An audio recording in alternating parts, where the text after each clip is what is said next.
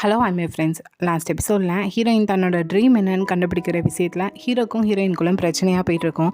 So இப்போ ஹீரோயினை நினச்சி ஃபீல் பண்ணிகிட்ருக்காங்க. கண்டிப்பாக அவளோட ட்ரீம் கண்டுபிடிக்கிறது ஹெல்ப் பண்ணணும், அதுக்கு முன்னாடி அவளுக்கு ஏதாட்டு ப்ரெசென்ட் பண்ணணும்னு சொல்லிட்டு ஃப்ரெண்டுகிட்ட சொல்லும்போது ஃப்ரெண்டும் ஏன் அவளை மியூசிக்கல் ஷோக்கு கூட்டிகிட்டு போகக்கூடாதுன்னு சொல்கிறாங்க. ஸோ ஹீரோவும் அதுக்கான டிக்கெட்லாம் வாங்கி வச்சுட்டு ஹீரோயினை வர சொல்கிறாங்க. பட் ஹீரோயின் கூடவே ஹீரோட அக்காவும் சேர்ந்து வராங்க. என்னென்னா ஹீரோட ஃப்ரெண்டு பார்த்த வேலை தான் போல். ஸோ அவங்க 2 பேரும் ஒன்றா போய்த்தாங்க. ஹீரோவும் நடந்ததுக்கெலாம் சாரி கேட்டுட்டு ஹீரோயினையும் உள்ளே கூட்டிகிட்டு போகிறாங்க. ஸோ அப்போது அங்கே அந்த மியூசிக்கல் ஷோ நடந்துட்டுருக்கு. அதை பார்க்குற ஹீரோவோட அக்காவும் இவ்வளோ அழகாக பண்ணுறாங்க, நல்லா இருக்குது அப்படின்னு சொல்லி பாராட்டிட்டு இருக்கும்போது பக்கத்தில் ஹீரோயினா நீ அதே அப்படி சொல்கிற, ஹீரோயின் அதை விட அழகாக பாட்டு பாடுவா, டான்ஸ் பண்ணுவான்னு சொல்லிட்டு இருக்காங்க. ஆனால் இதை கேட்குற ஹீரோயின் ஆமாம் நம்மளுக்கு அது 2மே நல்லா வரும்னு சொல்லிட்டு இப்போ அந்த ஸ்டேஜில் ஹீரோயின் பர்ஃபார்மன்ஸ் பண்ணுற மாதிரிலாம் திங்க் பண்ணிட்டு பார்த்துட்டு இருக்காங்க. ஸோ அப்படியே எல்லாம் முடிஞ்சுட்டு வெளியே வந்ததும் ஹீரோட்ட சொல்கிறாங்க, நான் என்னோட ட்ரீம் என்னன்னு கண்டுபிடிச்சிட்டேன், இந்த சிங்கிங்கும் டான்ஸ் தான் அப்படின்னு சொல்கிறாங்க. ஹீரோக்கு என்னடா இதை போய் சொல்கிறானேன்னு சொல்லிட்டு கொஞ்சம் ஷாக் ஆகுது. ஆனால் ஹீரோ இல்லை நோன் தான் சொல்கிறாங்க. ஹீரோயினும் ஏன் நோன்னு சொல்கிறீங்க, இப்போ தானே கொஞ்சம் நேரத்துக்கு முன்னாடி நான் செய்கிறதுக்கெலாம் ஓகே சொல்லுவேன்னு சொன்னீங்க, எனக்கு 2மே நல்லா வரும்னு சொல்லும்போது நான் அதுக்காக நோ சொல்ல, நீ இந்த டைமில் கன்சீவ் ஆகியிருக்கேன், ஸோ இதெல்லாம் பண்ணுறதுனால ஏதாட்டும் ஆகிட்டுனா என்ன பண்ணுறதுன்னு சொல்லும்போது அதெல்லாம் ஒன்றும் ஆகாது, இதெல்லாம் ஒரு எக்ஸசைஸ் மாதிரி தான், கண்டிப்பாக நான் பார்த்துக்கிடுவேன்னு சொல்லும்போது ஹீரோவும் சரி இவ்வளோ கேட்குறதுனால ஓகே சொல்லியிருந்தாங்க. ஸோ ஹீரோயினும் ரொம்ப ஹாப்பியில் இனி வரப்போகிற ஆடிஷனுக்கு காஸ்டியூம் ரெடி பண்ணணும்னு சொல்லிட்டு ஸ்டேட்டாக அவங்க அம்மாட்ட தான் போய் கேட்காங்க, நான் இப்படி போகிறேன் அப்படின்னு சொல்லிட்டு. அவங்க அம்மாவும் நோ தான் சொல்கிறாங்க, நீ இந்த டைமில் கன்சீவ் ஆகிருக்க, இதெல்லாம் வெளியே தெரிஞ்சால் என்ன ஆகுறது, முக்கியமாக தாத்தா தெரிஞ்சால் என்ன பண்ணுவாங்கன்னு தெரியுமான்னு சொல்லிட்டு திட்டுனா ஹீரோயின் அதெல்லாம் கண்டுக்கிடவே இல்லை. வீட்டுக்கு வந்து தனியாக உட்காந்து தையல் மிஷின் போட்டு நல்லா துணியை தைச்சிட்டு இருக்காங்க.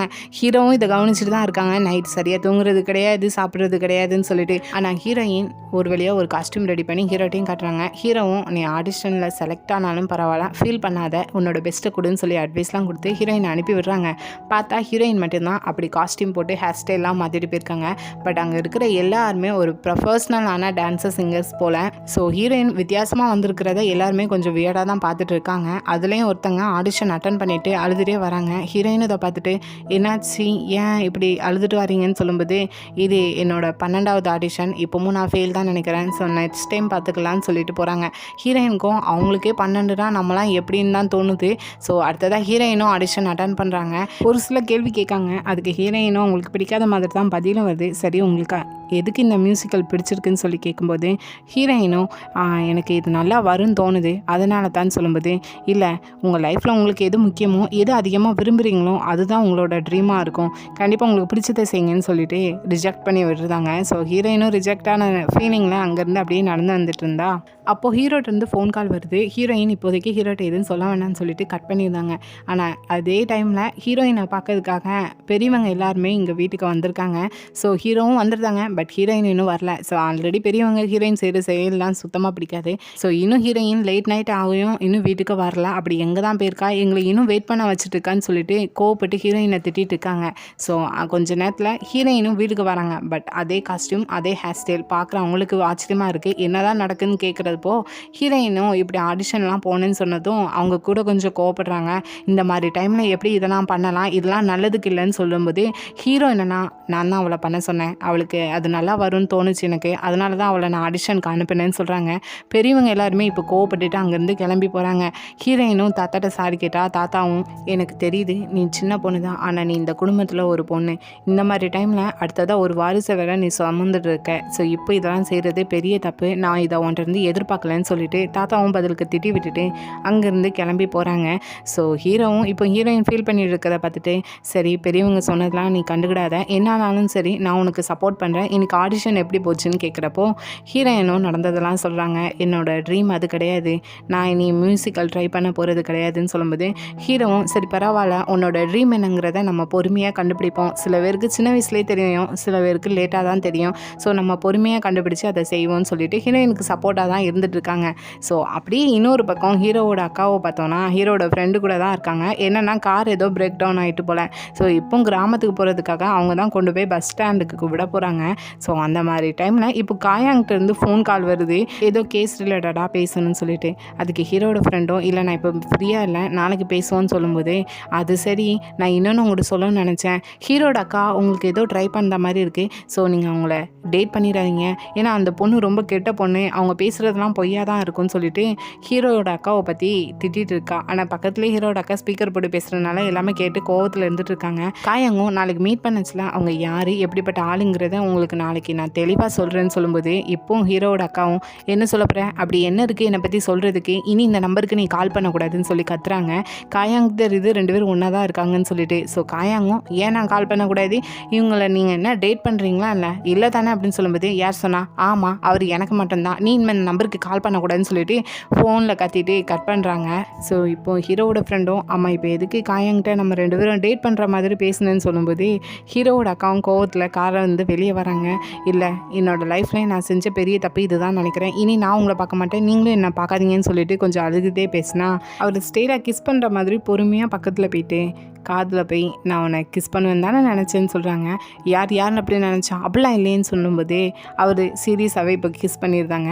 ஸோ ஃபைனலாக இவங்க 2 பேரும் இப்போ டேட் பண்ண ஆரம்பிச்சிட்டாங்க. ஸோ அப்படியே நெக்ஸ்ட் டே பார்த்தோன்னா ஸ்டேட்டாக ஹீரோட்ட போய் இன்றைக்கி சொல்லிடலான்னு சொல்லிட்டு ஹீரோவை தனியாக ரெஸ்டாரண்ட்டுக்கு வர சொல்லியிருக்காங்க. ஸோ அப்போ சாப்பிட்டுட்டு இருக்கிறப்போ நானும் என்னோட அக்காவும் டேட் பண்ணுறோம், நான் அவளை மேரேஜ் பண்ணணும்னு ஆசைப்பட்றேன்னு சொல்லும்போது, ஹீரோவும் இதை கேட்டுட்டு கோவத்தில் என்னோட அக்காவை டேட் பண்ணுறியான்னு சொல்கிறாங்க. ஆனால் அடுத்த செகண்டே அதுக்குன்னு நான் உன்னை பிரதர்னா மாதிரிலாம் ட்ரீட் பண்ண மாட்டேன், நீ எனக்கு ஃப்ரெண்டு தான் சொல்லிட்டு அவங்களுக்கு ஓகே சொல்லியிருந்தாங்க. ஸோ அப்படியே இன்னொரு பக்கம் கிராமத்தில் இருக்க தாத்தாவை தான் காட்டுறாங்க. தாத்தா தனியாக நின்று ஏதோ ஒன்று யோசிச்சுட்டு இருக்காங்க. அந்த டைம் கரெக்டாக ஹீரோட அக்காவும் போய் நின்று பேசிகிட்டு இருக்கும்போது திடீர்னு தாத்தா என்னென்னா மயக்கம் போட்டு கீழே விடுறாங்க. ஆக்சுவலாக தாத்தாவுக்கு கொஞ்ச நாளாகவே உடம்பு சரியில்லாமல் தான் இருக்குது.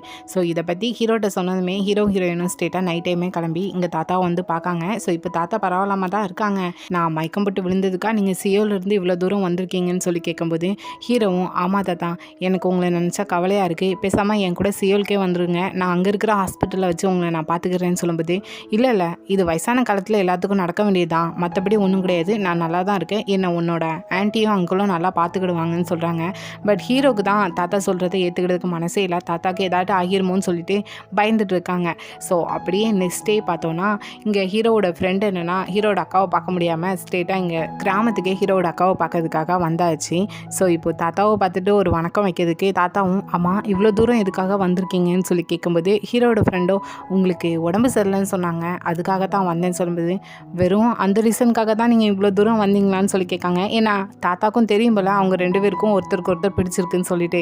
அதுக்கு ஹீரோட ஃப்ரெண்டும் கொஞ்சம் பயந்துக்கிட்டே எனக்கு உங்களோட பேத்தியை பிடிச்சிருக்கு, நான் அவளை மேரேஜ் பண்ணணும்னு ஆசைப்பட்றேன்னு சொல்லி பர்மிஷன் கேட்காங்க. ஹீரோட அக்காவும் எதுவும் தெரியாத மாதிரி அது ஏன் இங்கே வச்சு கேட்குங்கன்னு சொல்லி கோவப்படுற மாதிரி ஒரு ஆக்டிங்கை போடுத்தாங்க. ஸோ இதை பார்க்குற ஹீரோவோட அங்கிளும் தாத்தாட்டேன் எனக்கு தெரிஞ்சு அவளுக்கு ஹீரோட ஃப்ரெண்டு பிடிக்கலான்னு நினைக்கிறேன், ஸோ நம்ம மேரேஜ்லாம் பண்ணி வைக்க வேண்டாம் இவங்களுக்குன்னு சொல்கிறாங்க. தாத்தாவும் இதை பார்த்துட்டு உண்மையாகவே உனக்கு ஹீரோட ஃப்ரெண்டை பிடிக்கலையான்னு சொல்லி கேட்கும்போது, இல்லை நான் அப்படிலாம் சொல்லலை, எனக்கும் அவரை பிடிச்சிருக்கு, நான் மேரேஜ் பண்ணணும்னு ஆசைப்பட்றேன்னு சொல்கிறாங்க. ஸோ 2 பேரும் இங்கே எல்லோரும் முன்னாடி கேட்டதும் எல்லாருக்குமே ஓகே தான் அவங்க 2 பேரும் மேரேஜ் பண்ணுறதுக்கு. ஸோ அப்படியே கொஞ்ச நேரத்தில் ஹீரோவோட அங்கிள் என்னென்னா ஹீரோவை தனியாக மீட் பண்ணி பேசுகிறாங்க. தாத்தா பார்க்கறதுக்கு நல்லாவும் ஹெல்த்தியாக தான் இருக்குன்னு சொல்கிறாங்க. அவனா அப்படி கிடையாது, தாத்தாக்கு கொஞ்ச நாளாகவே உடம்பு சரியில்லாமல் தான் இருக்குது, நேற்று மயக்கம் போட்டு விழுந்ததுமே இருக்கிற பெரியவங்க எல்லாருமே அடுத்த ரெஸ்பான்சிபிலிட்டியை ஒன்று எடுத்துக்கிட்ட சொல்லிட்டு இருக்காங்க. ஸோ ஃபேமிலி மீட்டிங் வரதப்போ கண்டிப்பாக அதை பற்றி பேசுவாங்க. நீ கூடிய சீக்கிரத்தில் சியோவில் விட்டுட்டு இங்கே கிராமத்தில் வந்து செட்டில் ஆகிறதுக்கு பாரு, உன்னோட ஜாப்பையும் ரிசைன் பண்ணிடு அப்படின்னு சொல்கிறாங்க. ஏன்னா தாத்தாவுக்கு அப்புறம் ஹீரோவோட அப்பா தான் பண்ணணும். ஸோ அவர் இல்லாதனால இப்போ ஒரே வாரிசாக இருக்கிற ஹீரோ தான் இதெல்லாம் ரெஸ்பான்சிபிலிட்டி எடுத்துக்கிடணும்னு சொல்லிட்டு சொல்கிறாங்க. இன்னொரு பக்கம் இங்கே ஹீரோயின் பார்த்தோன்னா தாத்தாட்ட வந்தது சும்மா பேசிகிட்டு இருக்காங்க. தாத்தாவும் லாஸ்ட்டு நடந்த அந்த பிரச்சனையை பற்றி தான் கேட்காங்க. உன்னோட ட்ரீமே அந்த மியூசிக்கல் பண்ணுறது தானான்னு சொல்லி கேட்கும்போது, இல்லை தாத்தா என்னோட ட்ரீம் அது கிடையாது, நான் அதை பார்க்கணும் என்னன்னு கண்டுபிடிக்கணும்னு சொல்லும்போது, நீ எதுனாலும் சொல்லு நான் உனக்காக ஹெல்ப் பண்ணுறேன்னு சொல்கிறாங்க. ஹீரோயினும் எனக்கு தெரியல, ஆனால் எனக்கு துணி தைக்கிறதுனா நல்லா வருது, எனக்கும் அது பிடிச்சிருக்கு, நான் அதை தான் ட்ரை பண்ணி பார்க்கணும்னு சொல்லும்போது, அப்போ சரி ஃபஸ்ட்டு நீ என்னோட துணியே தச்சுதா, அதுக்கப்புறம் நீ நல்லா தைச்சனா நம்ம உன்னோட ட்ரீம் என்னன்னு கண்டுபிடிப்போம்னு சொல்லும்போது ஹீரோயினும் ஓகே சொல்லி பேசிகிட்டு இருக்காங்க. இந்த டைம் கரெக்டாக ஹீரோவும் வந்து சியோலுக்கு கிளம்புறோன்னு சொல்லிட்டு அங்கேருந்து ஃபைனலாக சியோலுக்கும் கிளம்பி போகிறாங்க. பட் இப்போ ஹீரோ என்ன திங்க் பண்ணுறாங்கன்னா அவங்க அங்கிள் சொன்ன மாதிரி ரெஸ்பான்சிபிலிட்டி எடுத்துகிட்டு இன்னைக்கு கிராமத்தில் தான் வாழணும்னு சொல்லிட்டு இருக்காங்க. ஸோ இதை ஹீரோயின்ட்ட சொன்னால் என்ன திங்க் பண்ணுவான்னு தெரியாமல் ஸ்ட்ரெயிட்டாக ஹீரோயின்ட்ட போய் கேட்காங்க. இனி நம்ம கிராமத்தில் வாழ்கிறத பற்றி நீ என்ன நினைக்கிறேன்னு சொல்லும்போது, கிராமத்தில் எனக்கு ஃப்ரெண்ட்ஸு வேறு தெரிஞ்ச இடம்னு எதுவும் கிடையாது. ஆனால் சிஎல் எனக்கு அப்படி கிடையாது. எனக்கு எல்லாமே தெரியும். ஸோ நம்ம இப்போதைக்கு கிராமத்து பக்கம் போகாமல் இருக்கிறது தான் நல்லது அப்படின்னு சொல்கிறாங்க. ஸோ ஹீரோயின் இந்த பதிலை சொல்கிறத கேட்குற ஹீரோவுக்கு கவலையாக இருக்குது. ஸோ ஹீரோயின் எப்படி புரிய வச்சுட்டு எப்படி கிராமத்துக்கு போகிறோன்னு சொல்லி யோசிச்சுட்டு இருக்காங்க. ஸோ ஆனால் இன்னொரு பக்கம் ஹீரோயின் தாத்தாவுக்கு துணி தைக்கணும்னு சொல்லிட்டு அவங்க அம்மாட்ட கேட்டு ஒவ்வொரு துணியாக தைச்சிட்டு இருக்காங்க. ஸோ அந்த டைமில் இப்படி தாத்தாவுக்கு உடம்பு சரியில்லைங்கிறது ஹீரோயினோட அம்மாவுக்கு தெரிஞ்சுட்டு அவங்களும் கேட்காங்க, அம்மா ஹீரோ உன்னை கிராமத்துக்கு வர சொல்லி எதுவும் கேட்கலையான்னு சொல்லி கேட்கும்போது, இல்லையே ஜஸ்ட் ஆனால் அதை பற்றி கேட்டார் போனால் அதை பற்றி நீ என்ன நினைப்பேன்னு சொல்லிட்டு மற்றபடி எதுவுமே கேட்கலையே அப்படின்னு சொல்லும்போது தான் ஹீரோயினுக்கு தோணுது, இதனால தான் கிராமத்து வாழ்கிறத பற்றி ஹீரோ நம்மகிட்ட வந்து கேட்டிருக்காங்கன்னு சொல்லிட்டு.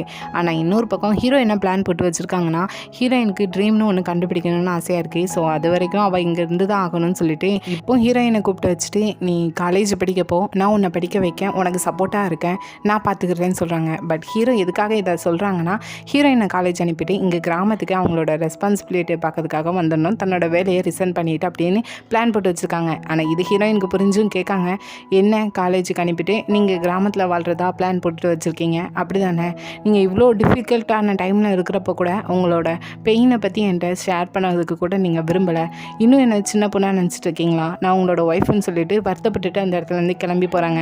பின்னாடியே ஹீரோவும் போயிட்டு ஹீரோயின்ட்ட சாரி கேட்காங்க, நீ காலேஜ் போகலன்னு சொல்லிட்டு பின்னாடி வருத்தப்படக்கூடாது, நான் உனக்கு சப்போர்ட் பண்ணலன்னு சொல்லிட்டு அப்படின்னு கேட்கும்போது ஹீரோயினும் கண்டிப்பாக வருத்தப்பட மாட்டேன்னு சொல்கிறாங்க. ஸோ ஃபைனலாக இவங்க 2 பேருமே கிராமத்தில் வாழ்கிறதா டிசைட் பண்ணிட்டாங்க. ஸோ அதுலேருந்து ஒரு சில நாளில் திடீர்னு தாத்தாவுக்கு ரொம்ப சீரியஸாக உடம்பு சரியில்லாமல் ஆகுது. ஸோ ஹீரோவும் தாத்தாவுக்கு இந்த நிலைமையில் இருக்கிறப்ப ரொம்ப கவலைப்பட்டுட்டு இருக்காங்க. பட் இந்த டைமில் மற்ற ஃபேமிலியில் இருக்கிற பெரியவங்க எல்லாருமே வந்திருக்காங்க. என்னென்னா தாத்தாவுக்கு அடுத்ததாக ஹீரோ தான் அந்த ரெஸ்பான்சிபிலிட்டியை எடுத்து பார்த்துக்கிடணும்னு சொல்லி பேசுகிறதுக்காக. பட் ஹீரோ அந்த மீட்டிங்க்கு வந்ததுமே, தாத்தாவுக்கு அடுத்ததாக நானே ரெஸ்பான்சிபிலிட்டி எடுத்துக்கிறேன், நான் இங்கே கிராமத்தில் வந்து வாழ்கிறதுக்கு ரெடியாக தான் இருக்கேன்னு சொல்கிறாங்க. ஸோ எல்லாரும் ஹீரோ இப்படி சொல்கிறத நினச்சி ஹாப்பியாகிறாங்க. பட் அடுத்ததாக என்ன பேசுகிறாங்கன்னா, கண்டிப்பாக தாத்தா இறந்துருவார், அவருக்கான ஃபியூனரல் நம்ம இங்கே தான் நடத்தணும், அது இதுன்னு சொல்லிட்டு அவர் இறந்ததுக்கப்புறம் என்னெல்லாம் செய்யணுமோ அதை பற்றி பேச ஆரம்பிக்காங்க. அங்கே ஹீரோ என்னென்னா, உயிரோடு இருக்கிறவங்க இறந்துட்டாங்கன்னு சொல்லி இவங்க பேசிட்டு இருக்கிறத தாங்கிக் கொள்ள முடியாமல் இருக்கிற பெரியவங்ககிட்டலாம், நீங்கள் பேசுகிறது சரியாக நீங்களே யோசித்து பாருங்கள், தாத்தா இன்னும் உயிரோடு தான் இருக்காங்க, அவங்க இன்னும் சாகலை, ஆனால் நீங்கள் அதுக்குள்ளே அவர் இறந்ததுக்கு என்னெல்லாம் செய்யணுமோ அதை பற்றி பேசிகிட்டு இருக்கீங்க, இது சரியில்லைன்னு சொல்லிட்டு அவங்ககிட்ட சண்டை போட்டுட்டு இங்கே தனியாக வந்து தாத்தா கிட்ட இருந்து ஃபீல் பண்ணிட்டு இருக்காங்க. ஸோ ஹீரோ நைட் ஃபுல்லாக தாத்தா பக்கத்தில் தான் இருக்காங்க. பட் விடிஞ்சா தாத்தா இல்லை, ஹீரோவும் தாத்தா காணலன்னு சொல்லிட்டு வெளியே வந்து தேடினா தாத்தா இப்போ சரியாகிட்டாங்க போல். ஸோ நல்லா காற்று வாங்கிட்டு இருக்காங்க. ஸோ ஹீரோயினை தனியாக கூப்பிட்டு வச்சுட்டு, நான் இப்போ நல்லா ஹெல்த்தியாக தான் இருக்கேன், இங்கே இருக்கிற பெரியவங்ககிட்ட நான் பேசி முடிவு எடுத்துக்கிறேன், நீ இங்கேருந்து கிளம்பிப்போன்னு சொல்கிறாங்க. ஆனால் ஹீரோ இல்லை முடியாது, நான் உங்கள் பக்கத்தில் தான் இருப்பேன்னு சொல்கிறாங்க. நான் இருக்கிற வரைக்கும் ரெஸ்பான்சிபிலிட்டியை நான் பார்த்துக்கிறேன், அதுக்கப்புறம் தான் வேறு யாரும் பார்க்கணும், அது வரைக்கும் யாரும் தேவையில்லை, நீ இங்கேருந்து கிளம்பி சியோலுக்கு போகணும்னு சொல்லிட்டு ஹீரோயினை அனுப்பி வைக்காங்க. ஆனால் ஹீரோ என்ன திங்க் பண்ணுறாங்கன்னா, இனி என்னன்னாலும் சரி தாத்தா கூட தான் இருக்கணும்னு சொல்லிட்டு பார்த்துட்டு இருக்க வேலையை ரிசைன் பண்ணுறாங்க. இன்னொரு பக்கம் ஹீரோயினும் தாத்தாவுக்கு ஆசைப்பட்ட மாதிரியே ஒரு ட்ரெஸ்ஸை தச்சு முடிக்காங்க.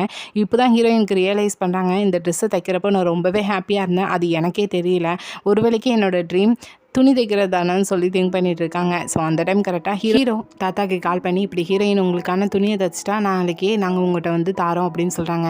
தாத்தாவும் நாளைக்கே எதுக்கு வரணும், பொறுமையாக வாங்கன்னு சொல்கிறாங்க. இல்லை நாளைக்கே நாங்கள் கண்டிப்பாக கொண்டு வரோம், ஹீரோயினுக்கு உங்களை பார்க்கணுன்னு ஆசையாக இருக்கான்னு சொல்லும்போது சரின்னு சொல்லிட்டு ஃபோனை கட் பண்ணாங்க. ஸோ இந்த டைம் தாத்தா உட்காந்து ஏதோ பேப்பரில் எழுதிட்டு இருக்காங்க. ஸோ திடீர்னு லைட்டாக நெஞ்சு வலி வந்த மாதிரி இருக்குது. ஸோ அப்படியே நைட் டைம் ஹீரோயின் தூங்கிட்டு இருக்கிறப்போ திடீர்னு ஏதோ கெட்ட கனவு வந்துட்டு போல். ஸோ கண்முழிக்காங்க. ஹீரோவும் என்ன எதுக்கு இப்படி இருக்குன்னு சொல்லி கேட்கும்போது, இல்லை ஏதோ தப்பாக இருக்குது, நம்ம உடனே கிளம்பி கிராமத்துக்கு போவோம், போய் தாத்தாவை பார்ப்போம்னு சொல்லிட்டு அவங்க நைட்டே கிளம்புறாங்க. இன்னொரு பக்கம் அப்படியே மறுநாள் விடியுது. தாத்தா என்னென்னா ரூமில் தூங்கவே இல்லை போல், வாசலே தான் பார்த்துட்டு இருக்காங்க. ஹீரோட அக்காவும் பார்த்துட்டு, தாத்தா என்னாச்சு ஏன் இப்படி இருக்கீங்கன்னு சொல்லும்போது, ஹீரோயின் வாரன்னு சொல்லியிருக்காங்க, நீ ஃபஸ்ட்டு வாசக்கதவை திறந்து வைன்னு சொல்லும்போதே அவங்க வாரதாக இருந்தால் ஈவினிங் ஆயிரும் தாத்தான்னு சொல்கிறாங்க. இல்லை நீ போய் தோற அப்படின்னு சொல்கிறாங்க. கரெக்டாக ஹீரோவோட அக்கா திறந்துட்டு இருக்கிறப்போவே அங்கே ஹீரோவோட கார் வருது. ஸோ 2 பேரும் தாத்தாவை இருக்கீங்கன்னு சொல்லிட்டு கையை பிடிச்சிட்டு ரொம்ப ஹாப்பியாக தாத்தாவை பார்த்து ஓடி வருவாங்க. தாத்தாவும் அவங்க 2 பேரும் ஹாப்பியாக இருக்கிறத பார்க்குறப்போ அவங்க ஹாப்பியாக அந்த இடத்துல இறந்து போகிறாங்க. ஸோ அவங்க கல்ச்சர் படி ஃபியூனரலும் நடந்து முடியுது. ஆனால் இந்த டைமில் அங்கிள் என்னென்னா ஹீரோவை தனியாக கூப்பிட்டு பேசுகிறாங்க. தாத்தாக்கு அடுத்ததாக ரெஸ்பான்சிபிலிட்டி நான் பார்த்துக்கிறேன், நீ திரும்ப சியோல்லே போய் வாழு. தாத்தாவும் இருந்தால் இதை தான் சொல்லியிருப்பாங்க, நீ திரும்ப சியோலுக்கு போகிறது தான் நல்லதுன்னு சொல்லிட்டு ஹீரோவை திரும்ப சியோலுக்கே போக சொல்கிறாங்க. ஸோ ஹீரோவும் ஹீரோயினும் திரும்ப சியோலுக்கே வராங்க. பட் என்ன ஆகுதுன்னா அவங்களுக்கு ஆல்ரெடி ஒரு போஸ்ட் வந்திருக்கு. பார்த்தா தாத்தா தான் அனுப்பியிருக்காங்க சாக போகிறதுக்கு முன்னாடி நாளே. என்னென்னு ரீட் பண்ணி பார்த்தோன்னா, நீங்கள் சின்ன குழந்தையாக இருக்கும்போதே நாங்கள் 2 பேரும் ப்ராமிஸ் பண்ணிக்கிட்டோம். ஆனால் காலங்கள் கடந்ததுக்கப்புறம் உங்கள் 2 பேருக்கும் அரேஞ்ச் மேரேஜ் நடந்துச்சு. அது ரொம்பவே பெஸ்ட்டானதோ ஒன்று இருந்துச்சு. 2 பேரும் எப்போவுமே ஹாப்பியாக இருங்க, குழந்தைய நல்லா பார்த்துக்கோங்க, நான் போகிறேன்னு சொல்லி தாத்தா ஆல்ரெடி இவங்களுக்கு போஸ்ட் போட்டிருக்காங்க. ஸோ 2 பேரும் ஃபீல் பண்ணுறாங்க இப்போ தாத்தாவை நினச்சி. ஸோ அதுலேருந்து அப்படியே 1 இயர் கழிச்சு தான் காட்டுறாங்க. ஃபஸ்ட்டு எப்படி ஹீரோயினோட ஹை ஸ்கூல் என்ட்ரி சீன் வந்துச்சோ அதே மாதிரி இப்போ ஹீரோயின் மாதிரி இருக்கிற ஒரு கேங் இன்னொரு 4-5 பொண்ணுங்கிட்ட என்ன ட்ரெஸ் போட்டிருக்கீங்க, இதை பார்க்குறப்போ எனக்கு ரொம்ப ஸ்ட்ரெஸ் ஆகுதே, ஃபஸ்ட்டு அதுக்கான காசை தாங்கன்னு சொல்லிட்டு இவங்க 6 பேரும் சேர்ந்துட்டு அந்த 4-5 பொண்ணுங்கிட்ட காசை பிடிங்கிட்டு இருக்காங்க. இதை கரெக்டாக ஹீரோயின் கேட்டுட்டு அந்த இடத்துக்கு வராங்க. பார்த்தா ஹீரோயின் முதுகில் ஒரு குழந்தை இருக்குது. ஸோ குழந்தை பிறந்துட்டு போல. ஸோ அந்த பொண்ணை பார்த்துட்டு என்ன பண்ணிட்டு இருக்கேன், ஃபஸ்ட்டு நீங்களாம் யார், பார்க்கறதுக்கு நான் படித்தா அதே ஸ்கூல் பொண்ணுங்க மாதிரி இருக்கீங்கன்னு சொல்லும்போது நாங்கள் 6 பொட்டேட்டோஸ்னால் அவங்க கேங்கோட நேம் சொல்கிறாங்க. ஓ அப்படியான்னு சொல்லிட்டு ஹீரோயினும் அவங்க கேங் நேம் 5 பிரின்சஸ் சொல்கிறாங்க. அதுலேயும் நான் தான் லீடர் ஜங்சுக்னு சொல்கிறாங்க. ஆக்சுவலாக அந்த 5 பிரின்சஸ் குரூப் ரொம்பவே ஃபேமஸ் போல் இவங்களுக்கும் தெரிஞ்சு. ஸோ ஹீரோயின் சொன்னது கொஞ்சம் பயப்படுறாங்க. ஆனாலும் அஜுமா ஃபஸ்ட்டு இந்த இடத்துல இருந்து கிளம்புறீங்களா, தேவையில்லாத பிரச்சனையை பண்ணிட்டு இருக்கீங்க அப்படின்னு சொல்லி ஹீரோயின்கிட்ட சண்டை போட்டு இருக்காங்க. இதை கேட்டதும் அந்த இடத்துக்கு ஹீரோ வராங்க. பார்த்தா ஹீரோ முதுகுலையும் ஒரு குழந்தை இருக்குது. ஸோ ட்வின்ஸ் பிறந்திருக்காங்க போல். ஹீரோவும் நான் யாருன்னு தெரியுமா, நான் இந்த சிட்டியோட லாயர், இந்த வயசுலேயே இன்னொருத்தங்கிட்ட இருந்து காசு எப்படிலாம் பறிக்கிறீங்க, உங்களை சும்மா விடலாமான்னு சொல்லிட்டு கொஞ்சம் திட்டும்போது அந்த பொண்ணுங்களும் பயந்துருந்தாங்க. ஆக்சுவலாக இப்போ இவங்க ஜேஜோ ஐலாண்டுக்கு ஹனிமூனுக்கு போகிறாங்க போல். ஸோ இங்கே நின்று பேசிட்டு இருக்கிறதுனால அங்கேருந்து படப்படன்னு வேகமாக ஓடி ஏர்போர்ட்டுக்கு போகிறாங்க ரொம்பவே ஹாப்பியாக. ஸோ இதோட இந்த ட்ராமா முடிஞ்சு போச்சு. கண்டிப்பாக இந்த ட்ராமாவில் உங்களுக்கு பிடிச்ச கேரக்டர் பிடிக்காத கேரக்டர் சொல்லிட்டு போங்க. எனக்கு பிடிச்சது கண்டிப்பாக தாத்தா மட்டும்தான். ஆனால் என்ன இறந்துட்டார். அந்த சீன் கொஞ்சம் பார்க்கறதுக்கு சென்டிமெண்ட்டாக இருந்துச்சு, ரொம்பலாம் அவ்வளோவான்னு சொல்ல முடியாது.